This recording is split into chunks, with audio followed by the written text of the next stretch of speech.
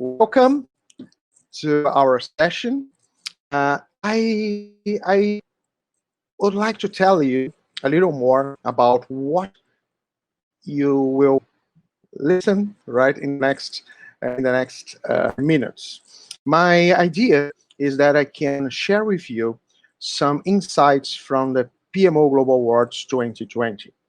As I mentioned, there are many companies participating in this initiative, and they are representing their countries in the competition, and we know that we are talking about very well organized PMOs, right? Usually that's what happens.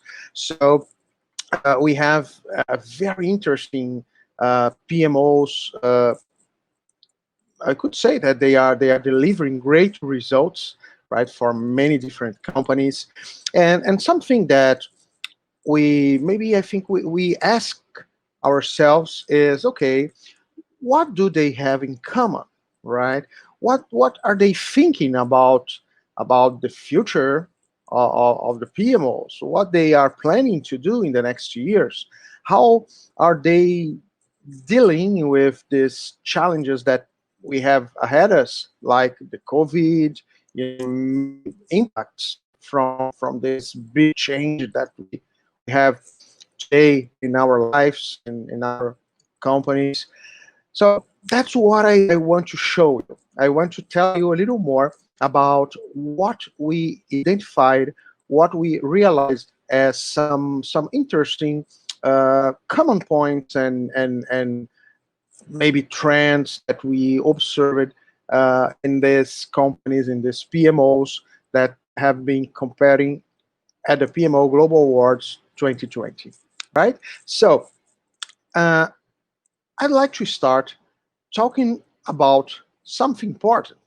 Exactly this year, this unusual year that we are living, right? Actually, nobody could expect that we would have a moment like that in the world. There are many countries that have been impacted strongly by the COVID, by the pandemic. I told you I live in Brazil, in Rio, and probably you know that Brazil is one of the countries that is the most affected countries in the world.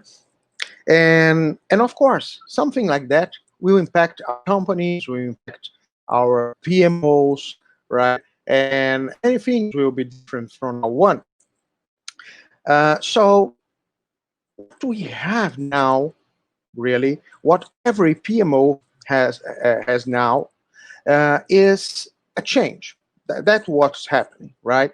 We are living in a time of change. So there is a big change ahead.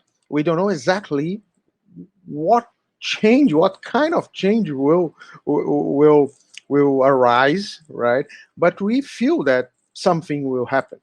If you ask me, Americo, do you know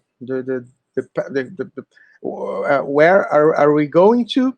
I'm gonna say, actually no, and nobody knows. We try to identify some patterns, some possibilities, but everybody are just imagining what can happen from now on. So what we have is a big change, and usually changes happen all the time, right? It's not something new, actually. In the last 100 years, many changes has happened, but the point is, at this time we are living a kind of change that is not very usual. It's something very fast, right? Everything is happening very fast. So in 6 months, 7 months, uh, everything changed. The way that we work, the way that companies have to organize themselves and continually get results with that. We don't know exactly how our customers or companies' customers they will behave from now on, right? In terms of demands, in terms of needs, in terms of behavior, right? And everything is a challenge because we have a big change ahead. We don't know exactly how to deal with it. Everything is happening very fast, but it's part of the game, right? So we will survive. It's just a matter of time because we can adapt. Usually we can adapt. So how does it change? A change like that will impact our PMOs, and that's what I want to tell you from now on. So when we talk about change, we know that it means that there is an old way and a new way to do things, right?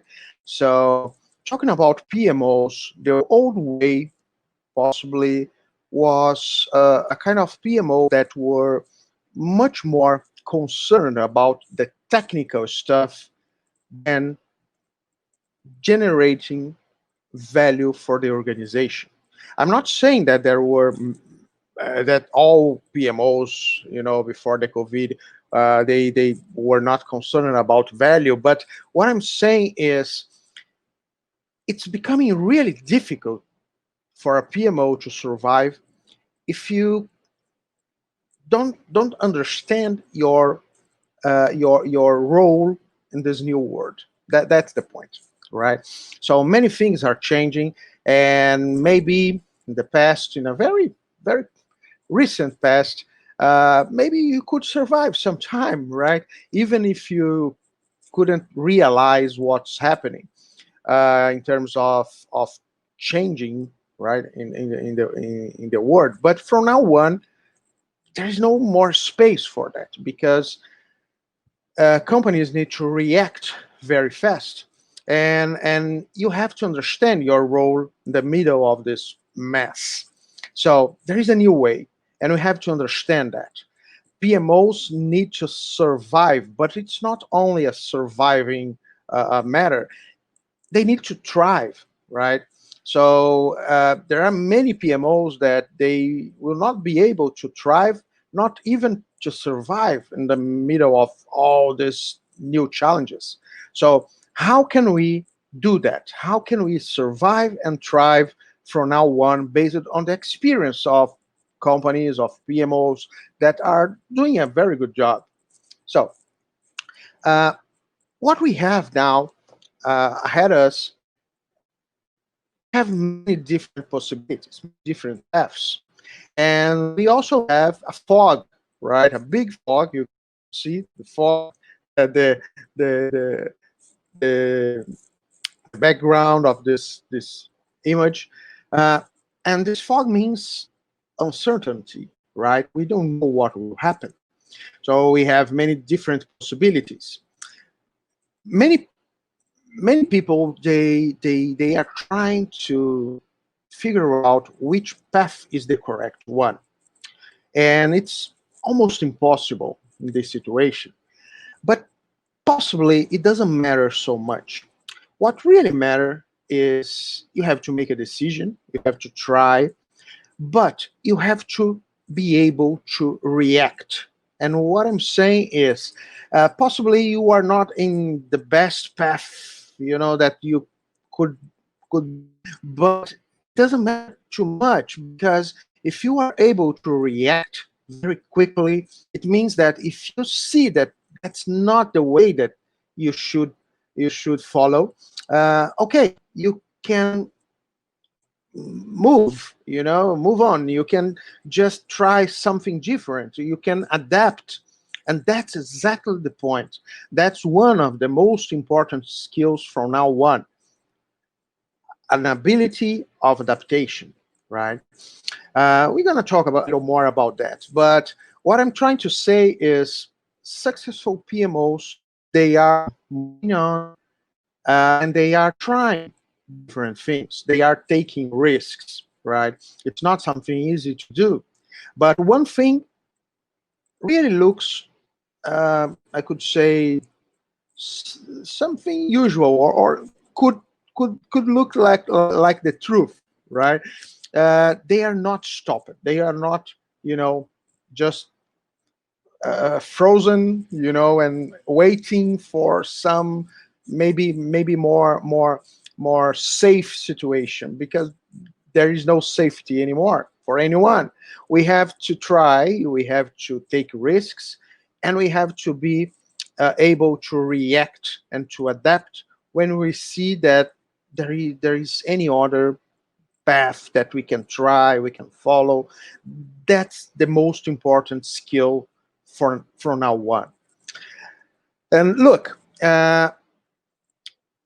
it's not something easy to do, because usually people love magic pills, right? People love someone that can tell you what you have to do. For example, oh, that's the new model, that's the new type of PMO, that's the new trend that you have to follow. There are many possibilities, right? And the point is, usually these magic pills, they don't work very well, even in the past. But from now on, it's become much more risky. And why? Because in a situation like that, where when you need adaptability, magic pills usually tell you a kind of recipe, right? That you have to follow.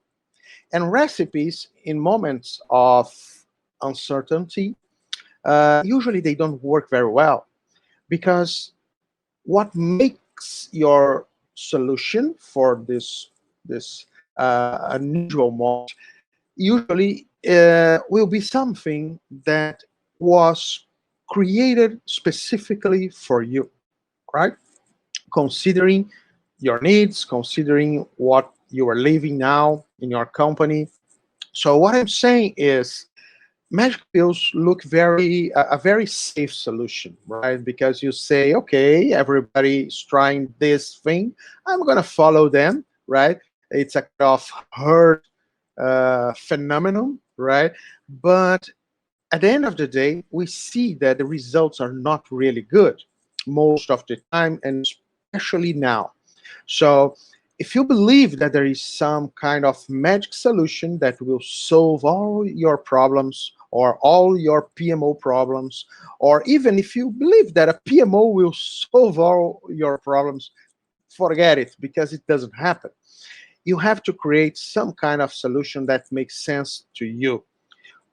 It's a little obvious, maybe you can think, but I'm going to show you how it works, right? Because it will be clear the impacts that we have when we don't follow this rule, right? And just try the easiest path. You will see that. I was saying that there is a kind of herd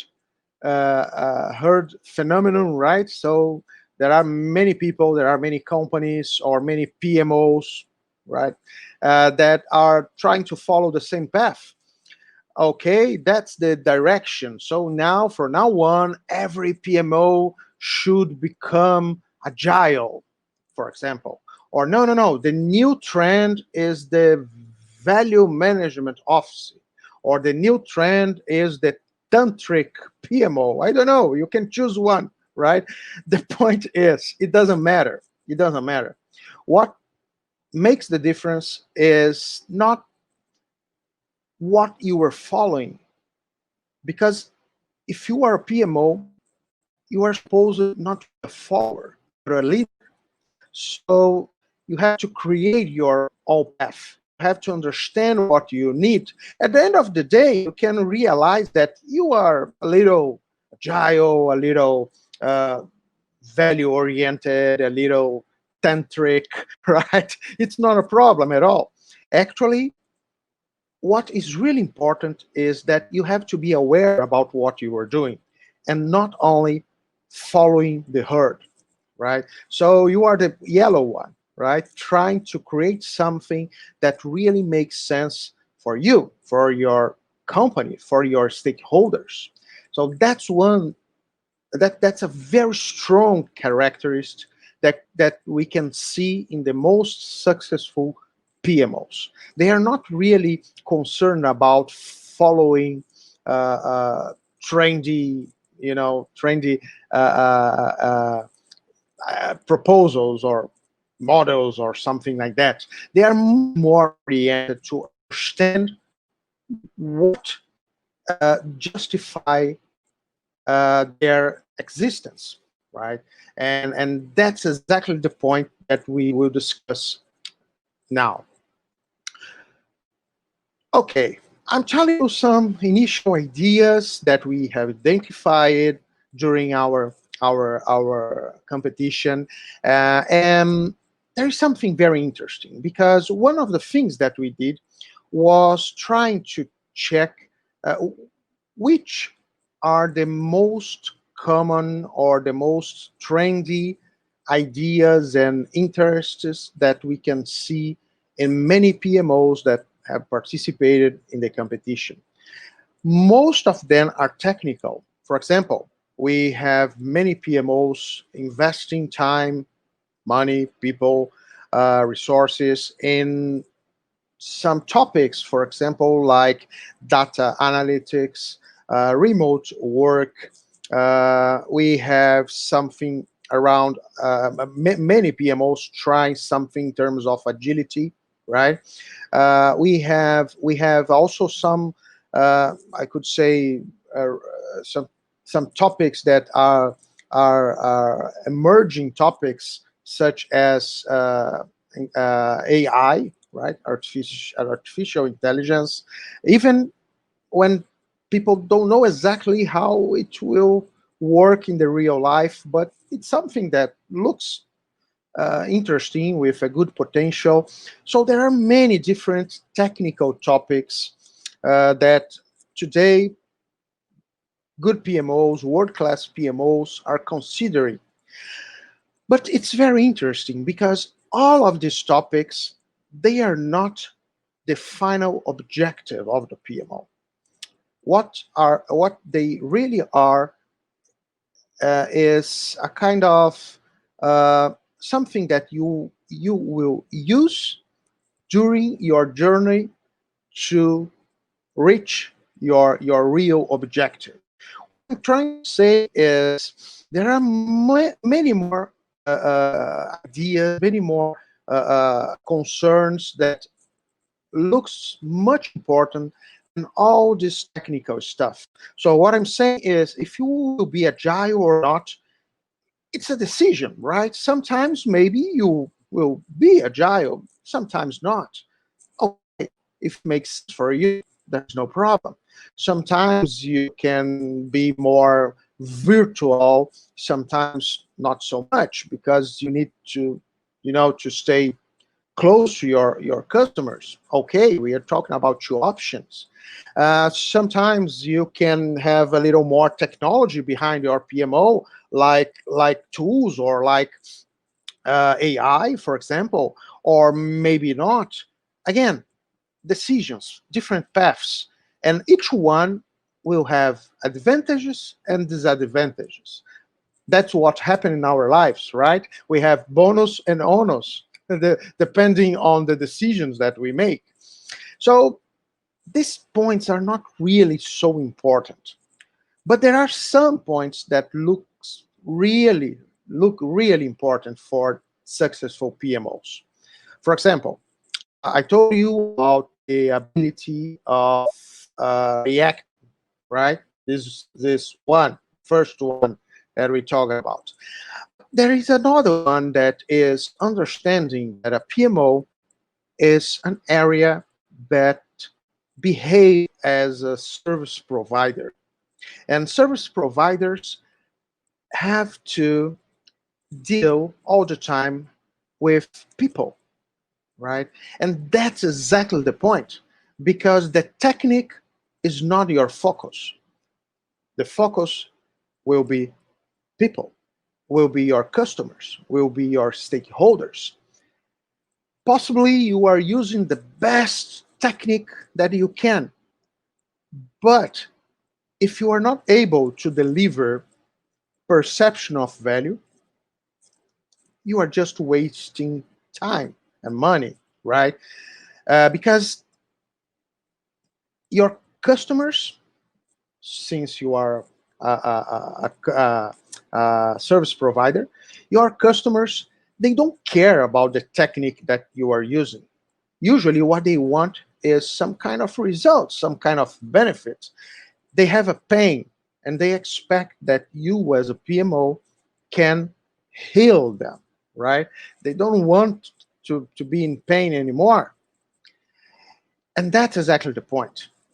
So PMOs that are too much focused on technical stuff, and it's keeping them blind in terms of seeing the real needs of their customers, from now on, they will become more and more, they will be more and more challenging all the time, because there is no space anymore to waste money or time with something that can't understand its role in the middle of all this mess, right? So what I'm saying is you have to understand who are your customer, who are your stakeholders. And if you do that, and if you understand their pains, things will start to fit. Let's see that. Uh, we are talking about value, right? Value. And value is a very interesting concept because when we think about value, the first thing that comes to our mind is money, right? So, okay, the PMO is generating value. So the PMO is generating some kind of money for the organization. Mm, it's not exactly like that. First, because most of the PMOs, they are justified not because they are generating additional, additional monetary value for their organizations, because there is a long distance between the PMO and the business usually. Uh, so we need to try something different, right? Because it's a big challenge to show the value of the PMO in terms of numbers. And maybe it's not really needed, because as a service provider, what keep this contract active, right, between you and your customer is not only the benefits that you are bringing to the customer, but especially the perception of value that you are generating. Look, perception of value and value are different concepts. Perception of value brings many interesting ideas from other areas. For example, customer service, marketing, psychology, and perception of value is not a number. Perception of value is a feeling. So what I'm saying is, at the end of the day, what will make your PMO survive and thrive in these difficult times will be the perception of value. People must feel that what you are doing really works. It's simple like that, right? So maybe your executive, your director, if you ask him or her, what do you think about our PMO? Possibly they will say, I think it's good, right? And if you say, okay, but why? I don't know. I don't have to explain exactly why I think you are good, but I feel that what you are doing is something valuable for us. That's the type of feeling that make the difference, because this feeling will keep your contract active. You know what I'm saying? When you lose this kind of perception of value, this is the first step for the end of this internal contract. So possibly in a few time, someone will say, hey, do you really believe that we need these guys? You know, I don't know. Actually, before them, we had projects, and they happen anyway. So maybe we can live without them. And that's something interesting because a PMO is a supporting area, right? Like marketing, like finance, like IT. But nobody will challenge those areas saying, oh, we have to cut costs, so let's eliminate marketing, or we don't need finance, or no, let's shut down the IT department. We don't need them. No, no, no. Nobody will say that. But when we talk about PMOs, it's different. That's why I told you that a PMO is much more a service provider, much more than a supporting area, because you will keep the PMO active just while you have some kind of perception of value being generated. If this perception just vanish, probably your PMO will have problems, and it's very common that these PMOs are shut down in very few time. So that's something to think about. We're going to talk a little more about these ideas of value. Okay. Uh, okay. I told you that we have to create perception of value. Good. But how can we do that? Right? So if we look these successful PMOs, I told you that they are very oriented, right, to the needs of their customers, their stakeholders. When I say stakeholders, I'm saying that we have to be very concerned about everyone that can judge what you are doing, right? Can evaluate what you are doing, because there is some kind of interaction. Of course, there are some judgment that will be more important for you. For example, the directors or the PMO sponsor. But there are many people that will be in some way connected to the PMO. Project managers, supposing that they are outside the PMO, what is the most common structure, or maybe functional managers, or even project team members. There are many different possible stakeholders, potential stakeholders for your PMO, and you have to know them. And that's something complex because, again, we are talking about people, right? When you say, for example, this is the needs and expectations of our company. Are you sure? Because your company is made by many different people. Oh, no, okay, Americo. Actually, I'm talking about the expectations of the directors. Are you sure? Because if you have 10 directors, can you really say that they have the same expectations, that they think in the same way, that all of them are very strategic, or maybe you know that some of them, they are supposed to be strategic people, but maybe they are not so much. They are really linked to the operations, and you know what I'm saying? They are different. And that's the challenge, because I told you that PMOs, they will become more and more connected to people, in terms of customers, in terms of stakeholders. It means that each one is a different one, and you have to understand that. It's like a physician and with many patients, right?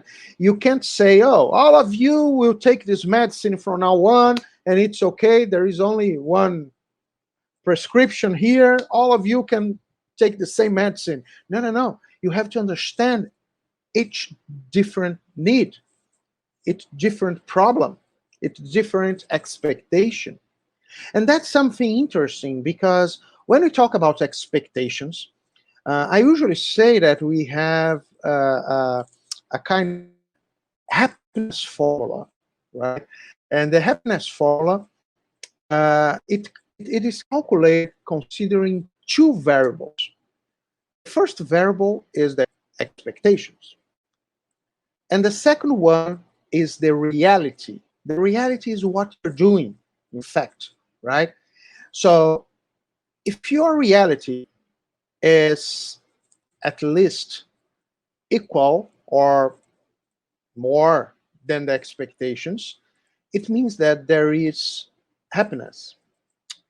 But the point is, sometimes the reality that we are offering to our stakeholders is not the reality that they need. It's the reality that we believe that they need. It's the reality that make us comfortable. It's the reality that is based only in our experience, even successful experience. But a successful experience in the past doesn't mean that it will be successful again in the future. So what I'm saying is, again, you have to create your own solutions based, inspired by many different sources. But you can never forget that everything should be rethinked, right? You have to rethink what you are doing. You have to rethink your PMO. Everything should be redesigned from time to time because expectations can change from time to time. So if you want happiness, you have to understand what people expect in terms of benefits, results, what are their pains, right? And based on all this information, you will try to create or recreate your reality as a PMO. Okay, Americo, but when should I do that? The answer is really hard, maybe, because sometimes these redesigns can be much more uh, frequent than what we would like they could be. And why? Why?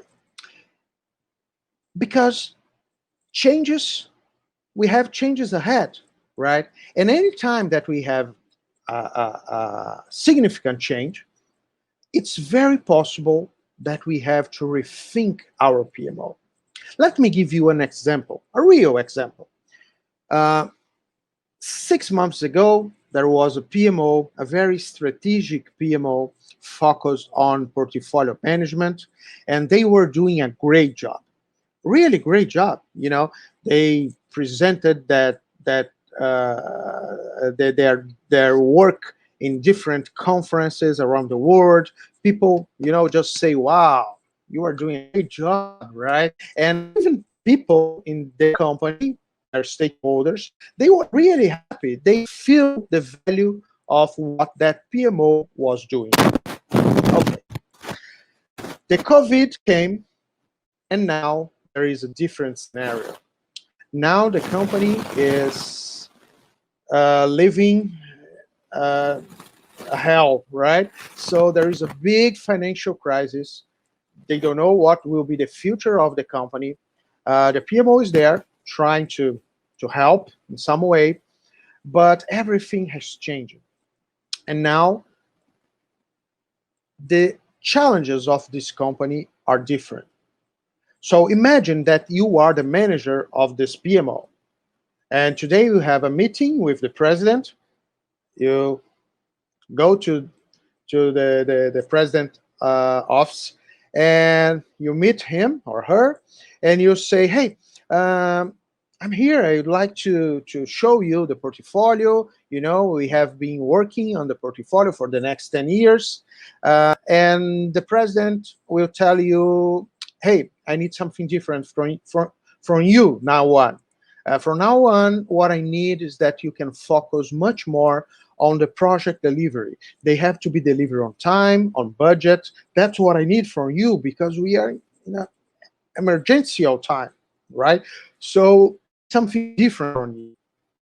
So please focus on this kind of thing from now on." Okay, so leave the room and you think, "Oh, no, it's very operational, right? Actually, it's a back step, okay, because we were doing a great job with the portfolio. So now I will focus on operational stuff. if projects are being delivered in terms of time, budget. And what about the portfolio? What about the benefits? We have been a great job. No, I know what I'm doing. So one more month, and the president calls you again. Uh, Now you are there at his room, his office, and you say, "Hey, I have some reports here to show you." Right. So as you can see, we redesigned the portfolio. We've actually we analyze everything, and now we have a new portfolio, a new proposal of portfolio for the next 10 years. And the president looked to your report and say, "Hey, what are you doing? In the next 10 years, we will be dead." Right? So actually, that's not what I need. That's not what I need. And that's exactly the point that I'm talking to you now, here, at this moment. Because, again, sometimes you have been doing a great job, technically speaking, but it doesn't matter anymore. Because as a service provider, it's like if you are offering a product or a service to your customer that your customer doesn't want to buy anymore. I don't know why, but they just don't want to buy your service anymore. They want something different. And of course, you can feel like the victim of the situation, and you can say, "Oh, they can't see the beauty of what I'm doing." Okay, but they don't care, right? They don't care. What they want is result, is the feeling that what you are doing really works, that you are delivering what they need, that their pain is not so difficult to support because you are helping in some way. So that's something very important to think about, because if you keep doing what you were doing very well, right, technically perfect, perfect technically speaking, but it doesn't matter. What really matters is you have to do what you have to do, not what you want to do.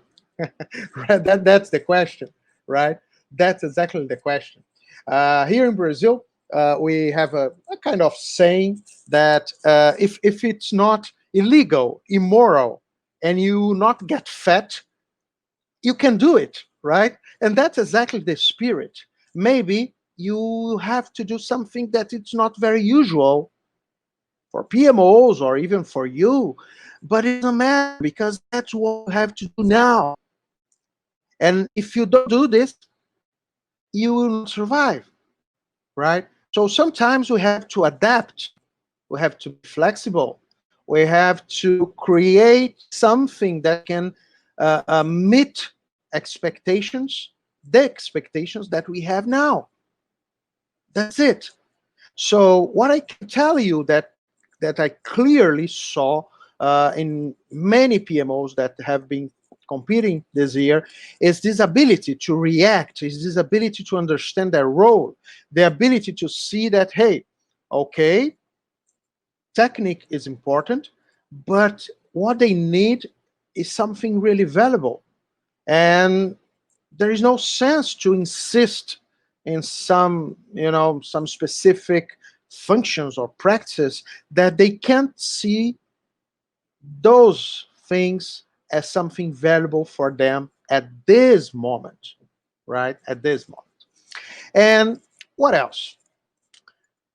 We also have another important point that I can tell you that is something that make the difference for many PMOs. This aspect is related to how you are prepared to manage different customers, different stakeholders. And why? Remember that I told you that each stakeholder will be different, and we can't manage them as just, you know, a group of people, a bunch of people, and you just say, okay, that's what I'm doing for all of you, and you have to be happy with that. No, really not, especially when you are dealing with some special stakeholders, relevant stakeholders for you. The point is, each person is different, right? And when I say that they are different, I'm not talking only about expectations. I'm talking about maturity. Maturity, probably you already heard about the idea of organizational maturity, right? That is based on processes and technology and also on people. But what really makes the maturity of a company is the maturity of their people. And why? Because look, if you just say, okay, all these people that work in this company, I'm going to change all of them today. Tomorrow, we're going to have 1,000 new people, right? Do you believe that the maturity of this organization will be impacted by this? Of course, it will. Of course. And why? Because people makes the maturity, right? So if you bring 1,000 people that have never heard about projects, you are back to the starting point. Oh, but we have process. Yes, and they don't care. They don't know. They don't want to know about about it. So again, we're talking about people. You have to know who are your stakeholders. And why? Because you will have stakeholders in different levels of maturity. I could say that they are like human being. Actually, they are human beings, right? Don't misunderstand me. But what I'm saying is the behavior is like the life of a human being. We have a baby, we have a child, we have a kid, we have a teenager, we have a young adult, we have an adult, right? And what I'm saying is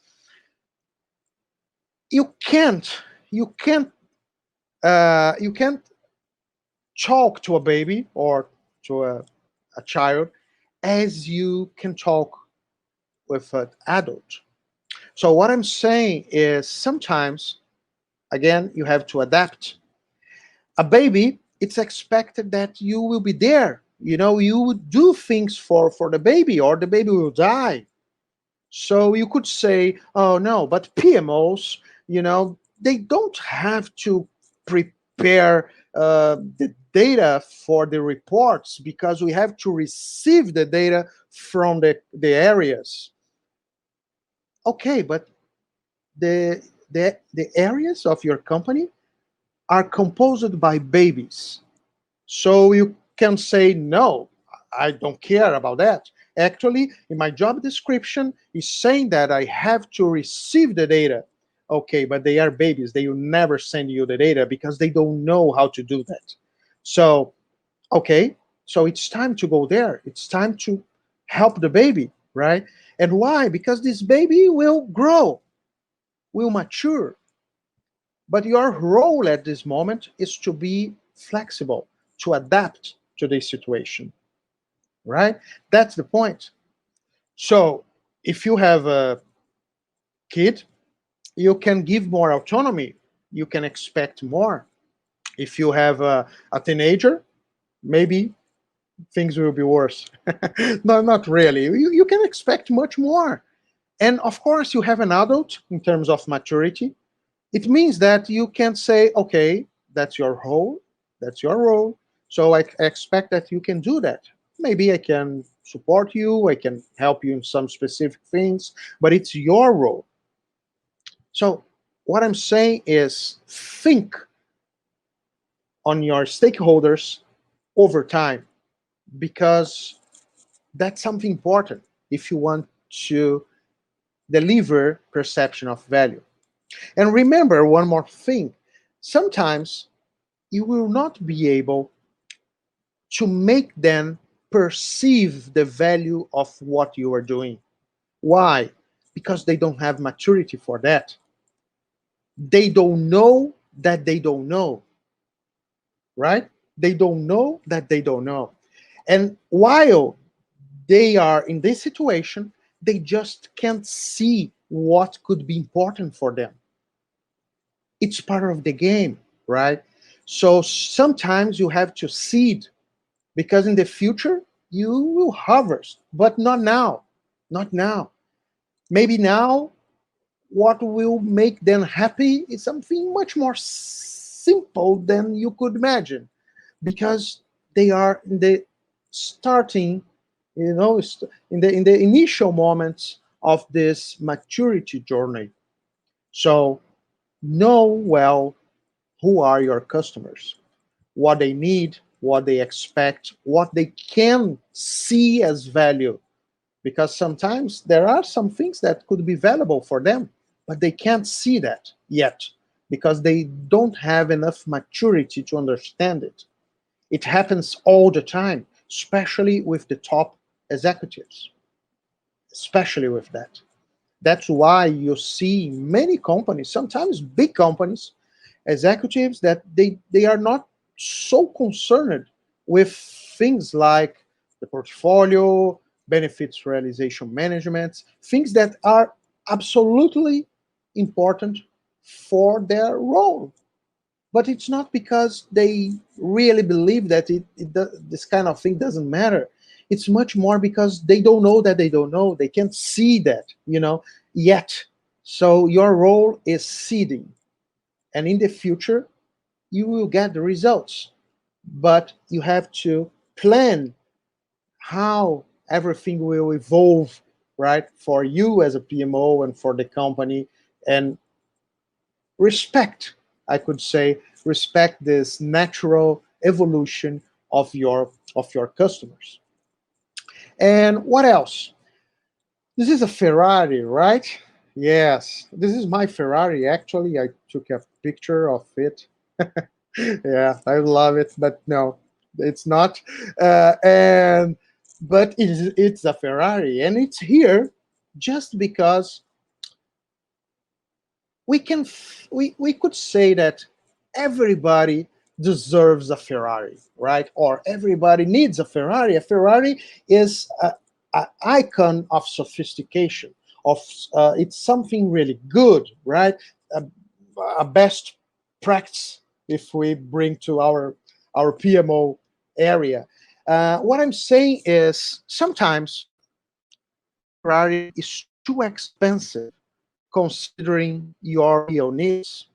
So what I'm saying is a Ferrari could be considered a sign-on of excellence, right? So Ferrari means excellence. So everybody is looking for excellence. Yes, but no, because excellence without a match with your real needs will make you waste money, because the objective is not excellence by excellence. The objective is getting the best result with that. And sometimes you will realize that your company needs maybe a economic car, right? Not a Ferrari. Because if I work at a, I don't know, a big oil and gas company, my risk management practices must be a Ferrari. But if I work at a medium-sized company, I don't need a Ferrari, right? If I have an economic car, it will be more than enough. And if I waste money with a Ferrari for my company, my medium-sized company, it doesn't make any sense because it's too much. And the way that people, that your customers, your stakeholders will see what you are trying to do, what you are proposing, the Ferrari that you are offering, the way that we'll see that is, hey, we don't need that, this is bureaucracy. Why are we doing that? So again, don't focus too much in the technical stuff. what is really important is the result. That's the idea. And again, don't forget the maturity of your stakeholders, because sometimes they can need they need a Ferrari. They need a Ferrari, but it's not the time to give them a Ferrari because they are children, right? And if you give the keys of the Ferrari to the children or to a teenager, it will not be a good thing, right? So probably you're going to have problems. So what I'm saying is you have to be sure that you are doing what they really need, and you have to be sure that what you are doing will be perceived as something of value. They have conditions to absorb what you are proposing, even when it's something that it's really important for them, but they don't know yet, right? And we are almost at the end. Let me see my time. Yes. I told you, flexibility is something absolutely important. That's something that makes the difference. We can see that in many PMOs that were really successful in the next few months, in the next few years. So flexibility is something very important. If you are too convinced about what a PMO should be, it's time to stop and think about it again, right? Because if there is a truth about PMOs, is that they are different, totally different. There is no ideal PMO. There is no ideal model. We have very similar PMOs being successful and failing, in different companies, because what really matters is not what you are doing, but is why you are doing that, and what you can generate with what you are doing. That's the point. So the same solutions can work or not depending on the scenario that you are inserted. Adaptation, right? That's a very good example of adaptation. So you have to adapt. You have to adapt to this changing times, challenging times that we are living. Okay, we have to adapt. If you say no, it's not part of my job description, I'm sorry, you you didn't understand what a PMO is really, right? So we have to adapt, because that's the way to continuing generating perception of value, right? And never copy and paste solutions. Oh, Americo, actually, at this conference, I was watching a video of one of the finalists, right? And wow, they are doing a great job. I'm gonna try exactly the same thing in my company. Calm down, right? Calm down, because that things that PMO is doing are good for its company. What about yours? What about your stakeholders? Are you sure that they have the same pain? Are you sure that their expectations are exactly the same? And what about the culture? What about the maturity? All of these variables will influence the results. So copy and paste usually is not a good strategy. What you have in front of you is like a puzzle with many different pieces. You don't need to use all of them, but you have to take those ones that make sense for you now at this moment, because next year it can be different. Exactly like before the COVID, the pieces that you needed were different. Don't be afraid to rethink your PMO, right? Don't be afraid, because it's part of the game. Oh, Americo, but I don't like it. Okay, you can try another area, right? Send your curriculum. But if you want to work with PMOs, that's how things must happen, or all the time your area, your work will be challenging. And you will always feel that people can't recognize what you are doing, the value of what you are doing. Come on, are you a victim or the protagonist of your life, right? Of your PMO? Because if people can see the value of what you are doing, it's not their fault. It's your fault. There is something wrong, right? There is something wrong. Most of the time, there is something wrong. And again, sometimes it's not because you are not doing the right thing, but because you are trying to do the right thing at the wrong moment. Okay? That's something to think about. And that's it. If we understand who are our customers, if we understand their needs, if we are focused on this kind of thing instead of the technical stuff, you will be able to be a partner for them, and you can help them when they need. You can heal them when they are in pain, right? And they will feel that. They will value what you are doing. And at the end of the day, they will feel the PMO works. That's what we have to seek every day, because there will be always someone saying, "Oh, you really believe that we need a PMO?" Every day there will be someone like this, right, saying that. But your customers will be your partners. They feel the value of what you are doing, and that's something very strong, because it's a kind of relationship that it's not really easy to be broken, right? That's something very, very interesting to think about. And some of the concepts, they are part of the research that we have been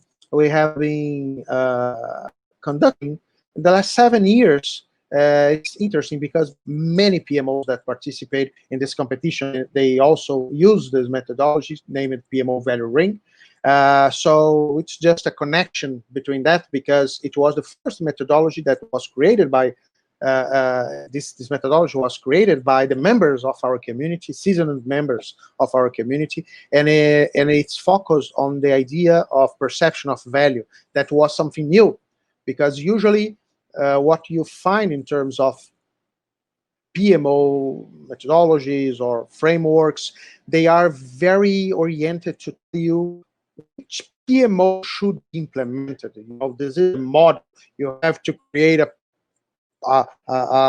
SMO, VMO, or I don't know. You can choose. We have an entire alphabet, right, to create cool names for PMOs. But in fact, it doesn't matter. What really matters is delivering what people expect. You don't need to follow pre-established models. You don't need to follow, beautiful names. It doesn't matter. What really matters is understand what they need. If you are able to do that, you will never lose value. And people will always believe that the PMO is something that really works. Okay? And that's it. Get calm and call the PMO. That's what people will think, right? Because they know that the PMO is a partner. The PMO is an area that really deliver what they need. They can count on the PMO, and that's what we have to, to try to reach all the time. That's our goal, right? So don't forget that. And that's exactly what we want with all this stuff. And that's what I had to tell you. Just a second. Okay. Uh, as I told you, we have many points that make a PMO successful. There is no, how can I say, there is no guarantee that there is a correct or a wrong way. No, really not.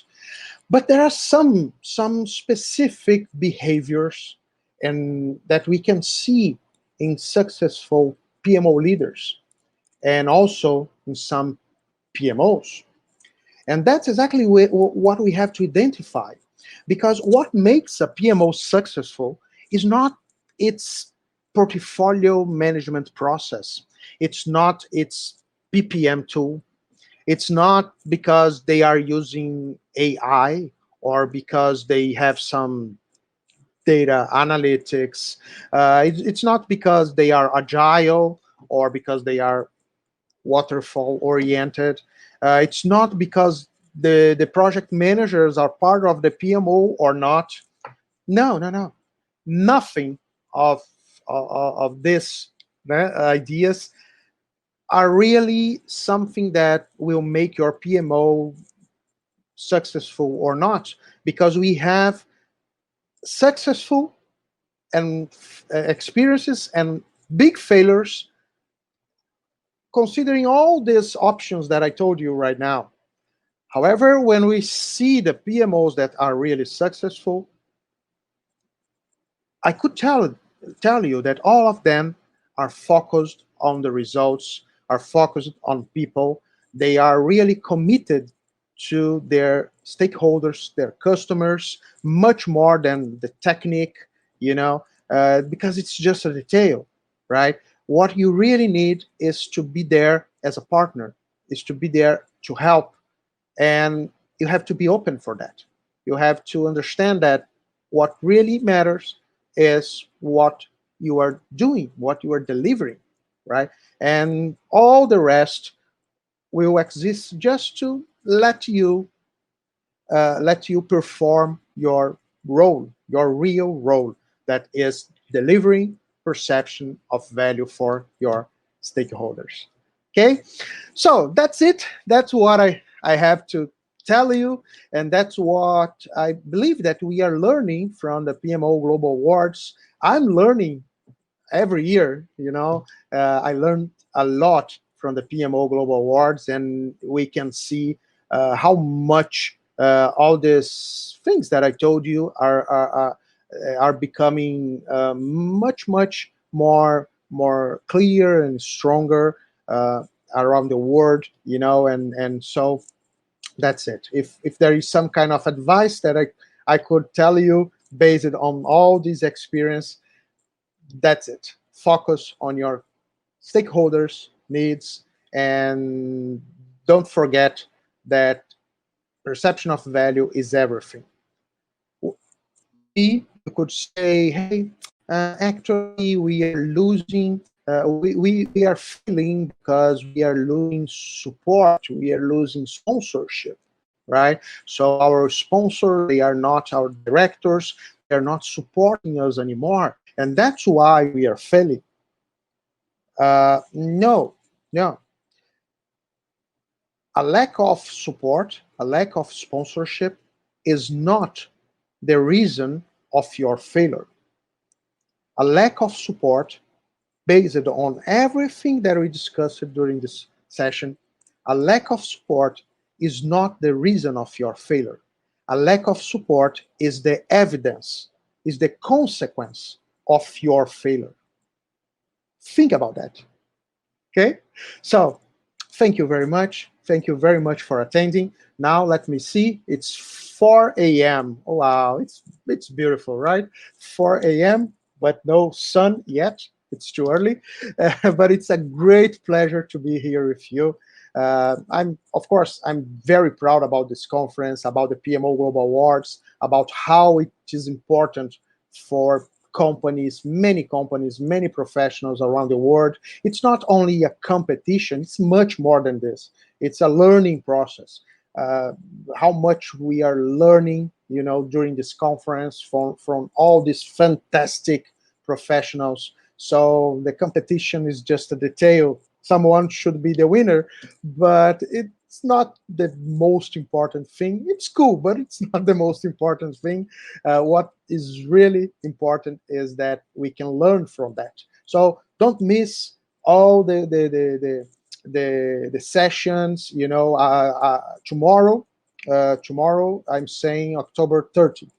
Actually, there will be many sessions with the material presented by the nominees that participate in the competition, right? So every nominee has to present a kind of video with information about the PMOs, and you will be able to watch exactly the videos that our 450 judges used during the evaluation process. So it's the only competition in the world that let you doing that, right? It's not something that, oh no, nobody can see that, it's confidential. No, no, no. If you want to participate in the PMO Global Awards, if you want to compete, you have to know that you have to share, right? That's the spirit. We are a community, right? So we have to learn about that, and I hope you enjoy. You can take everything you can, all knowledge that you can, because there is a lot of knowledge available during these 22 days. So enjoy, and send your feedback. I will be happy. Our team will be happy to receive your feedback, because every year we are trying to do something better and better. And our volunteers, we are very, very, uh, uh, how can I say? I forgot the word. Oh God, I remember the word only in Portuguese. We are very committed. Yes, we are very committed to this, to bring value for everyone. So bye bye, enjoy, and don't miss the award ceremony. It will be in 4 hours, right? In 4 hours, the award ceremony live, and you will know who are the winners and the recipients of our awards in 2020. Thank you very much. Bye bye.